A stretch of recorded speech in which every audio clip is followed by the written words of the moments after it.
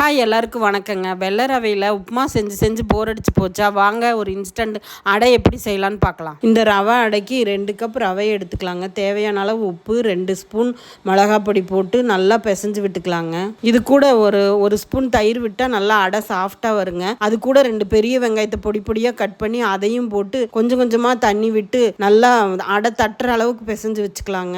அது கூட கொஞ்சம் பெருங்காயம் போட்டு பிசைஞ்சு ஒரு 10 நிமிஷம் ஊற வச்சுருங்க. பிசைஞ்சு வச்சுருக்கிற இந்த ரவையை தோசைக்கல்ல வச்சு தண்ணியை தொட்டு தொட்டு அப்படியே அடை மாதிரி தட்டி விட்டுக்கலாங்க.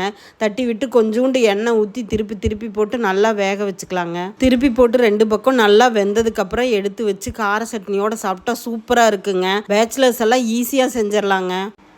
இந்த அடை ரவை உப்புமா சாப்பிடாதவங்க கூட இதை பண்ணி கொடுத்தீங்கன்னா நல்லா டேஸ்ட்டாக இருக்குங்க. கண்டிப்பாக விரும்பி சாப்பிடுவாங்க. நம்மளுக்கும் வேலை ரொம்ப ஈஸியாக இருக்குங்க. எங்கள் வீடியோ உங்களுக்கு பிடிச்சிருந்துன்னா ஷேர் பண்ணுங்கள், கமெண்ட் பண்ணுங்கள், லைக் பண்ணுங்கள். வேற ஒரு வீடியோவில் சந்திக்கலாம். பாய்.